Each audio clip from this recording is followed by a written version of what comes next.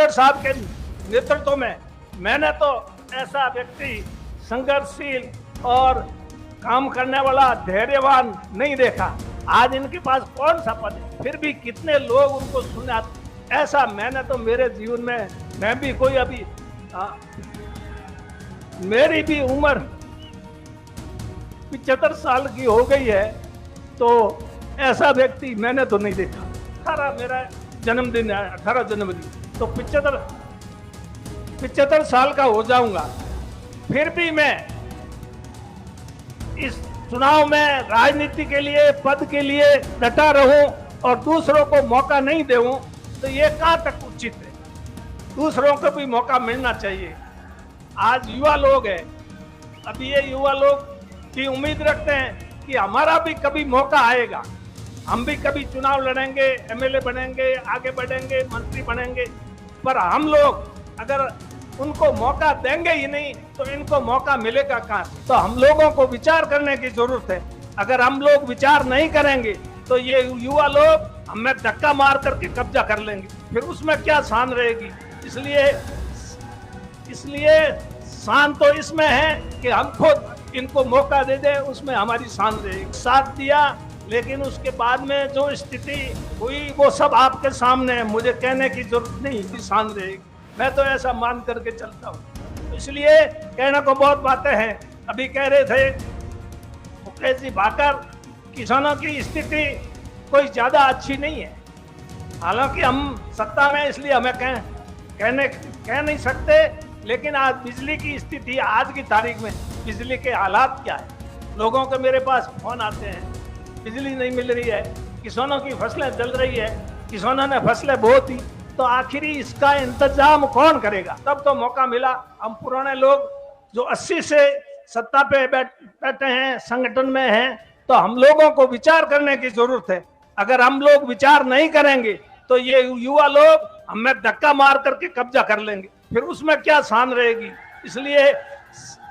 इसलिए शान तो इसमें है कि हम खुद इनको मौका दे दे, उसमें हमारी शान रहेगी। मैं तो ऐसा मान करके चलता हूँ। तो इसलिए कहने को बहुत बातें हैं। अभी कह रहे थे मुकेश जी भाकर, किसानों की स्थिति कोई ज्यादा अच्छी नहीं है। हालांकि हम सत्ता में, इसलिए हमें कह नहीं सकते, लेकिन आज बिजली की स्थिति, आज की तारीख में बिजली के हालात क्या है। लोगों के मेरे पास फोन आते हैं, बिजली नहीं मिल रही है, किसानों की फसलें जल रही है, किसानों ने फसलें बो दी, तो आखिरी इसका इंतजाम कौन करेगा। या तो पहले बता देते कि आपको बिजली नहीं मिलेगी, तो वो बुआई नहीं करते। उन्होंने बुआई कर दी, सारा खर्चा कर दिया, और आज बिजली नहीं मिल रही है तो किसानों की क्या हालत। इस तरह की अगर ऐसी बात है तो इसके लिए किसानों को, सबको, आपको एकजुट होना पड़ेगा। अगर आप एकजुट होकर के अपनी समस्याओं के समाधान के लिए संघर्ष नहीं करेंगे तो आपकी जो है समस्याओं का समाधान मुश्किल होगा। इसलिए मैं ज्यादा कुछ नहीं कहता, यही कहूंगा कि आप लोग मजबूती से खड़े रहें। नागौर यहाँ से ये 1959 में 2 अक्टूबर 1959 में पंचायती राज का सम्मेलन नागौर से ही नेहरू जी ने किया था। तो ये नागौर जो कि पूरे हिंदुस्तान में आज पंचायती राज की संस्थाएं कायम है, ये पंचायती राज में भी जो ये आरक्षण का है, ये किसने किया, ये भी कांग्रेस पार्टी ने किया। अभी राहुल जी भारत जोड़ो यात्रा निकली, वो भी बहुत शानदार यात्रा निकली। तो इसलिए अपने को मजबूती के लिए सबको एकजुट होकर के काम करना है। कहीं पर थोड़ा मुझे एक बात लगती है कि ताली है, ताली एक हाथ से नहीं बजती, दोनों हाथों से ताली बजती है।